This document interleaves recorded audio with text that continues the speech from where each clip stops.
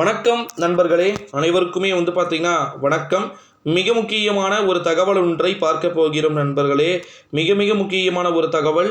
வீடியோவை பார்ப்பதற்கு முன்பு நம்முடைய சேனலுக்கு நீங்கள் கட்டாயமாக புதிய பார்வையாளர்களாக இருப்பதற்கான வாய்ப்புகளும் சாத்தியக்கூறுகளும் பார்த்தீங்கன்னா இருக்குது. இருந்தீங்க அப்படின்னா மறக்காமல் நம்முடைய சேனலை சப்ஸ்கிரைப் பண்ணிக்குமாறு கேட்டுக்கொள்ளப்படுகிறது. வாருங்கள் தற்போது வீடியோக்குள்ளே போயிடலாம். தேர்தல் ஆணையம் ஓபிஎஸ்க்கு கொடுத்த ஒரு மிக முக்கியமான ஒரு பதவி ஒன்றைத்தான் இந்த வீடியோவில் நம்ம பார்க்க போகிறோம் நண்பர்களே. வீடியோவை முழுமைக்குமே ஸ்கிப் பண்ணாமல் பாருங்கள். குறிப்பாக எலெக்ஷன் கமிஷன் ஓகேங்களா, ஓபிஎஸ்க்கு ஒரு டம்மி பதவியை கொடுக்கிறதா மிக முக்கியமான ஒரு காணொளி அப்படின்றதுனால வீடியோவை ஸ்பெசிஃபிக்காக பார்க்குமாறு கேட்டுக்கொள்ளப்படுகிறது. குறிப்பாக பார்த்திங்கன்னா நம்முடைய தமிழ்நாட்டில் ஓகேங்களா எலெக்ஷன் கமிஷன் அப்படின்றது நிறைய விதமான அறிவிப்புகளை கொடுத்துருக்குறாங்க. ஓபிஎஸ்க்கு நான் சுயேட்சை சின்னத்தில் தான் போட்டியிடணும் அப்படின்னு சொல்லிலாம் இருக்கிறாரு.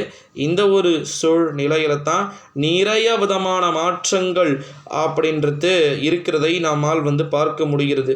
இந்த ஒரு சூழ்நிலையில தான் ஏகப்பட்ட விதமான மாற்றங்கள் அப்படின்றது ஒருபுறம் தேர்தல் ஆணையத்தின் மூலமாக அனைத்து விதமான விஷயங்களுமே பிரத்யேகமாக நடந்து கொண்டிருக்கக்கூடிய ஒரு வேளையிலே எலெக்ஷன் கமிஷன் ஓபிஎஸ்க்கு ஒரு புதிய பதவி ஒன்றை பார்த்திங்கன்னா எந்த நேரத்தில் வேண்டுமானாலும் கொடுக்கறதுக்கான சான்சஸ் மற்றும் பாசிபிலிட்டிஸ் இருக்குது. இல்லை கண்டிப்பாக கொடுக்க ஒரு ஸ்டேஜில் தான் பார்த்திங்கன்னா இருக்கிறதாவும் நமக்கே கூட ஒரு சில தகவல்கள் என்பது வெளியாகி இருக்கிறது.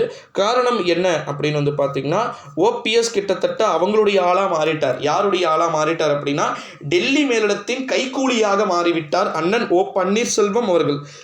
ஓகே, இந்த ஒரு சூழ்நிலையிலே எந்த நேரத்திலும் எப்பேற்பட்ட நேரத்தில் வேண்டுமானாலும் ஓபிஎஸ்க்கு புதிய பதவி அப்படின்றது கொடுக்கப்படுவதற்கான வாய்ப்புகளும் சாத்தியக்கூறுகளும் நிறைய இருக்குது அப்படின்னு சொல்லிட்டு தகவல்கள் என்பதும் ஒருபுறம் வெளியாகி கொண்டிருக்கக்கூடிய ஒரு வேளையிலே நண்பர்களே, அந்த ரிசல்ட்டுடைய விஷயங்கள் எல்லாம் எப்படி இருக்கும் அப்படின்றத நம்ம கம்பல்சரி பார்க்க வேண்டியது இருக்கிறது.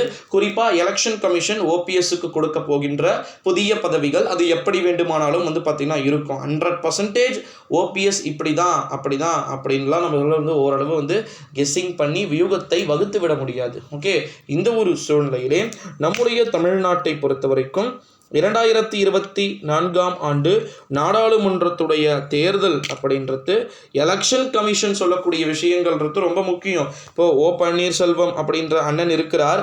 ஓபிஎஸ்க்கு ரொம்ப நிறைய விதமான விஷயங்கள் அப்படின்றது தொடர்ந்து பார்த்திங்கன்னா நடத்தி காண்பிக்கிட்டு இருக்கக்கூடிய வரலாறுகள் நம்மளால் பார்க்க முடிகிறது. ஓகேங்களா, இந்த ஒரு சூழ்நிலையிலே அதை தன்னந்தனியாக தீர்மானிக்கக்கூடிய ஒரு நிலையில் இருக்க போவது ஓபிஎஸ் ஆகத்தான் இருக்கும்.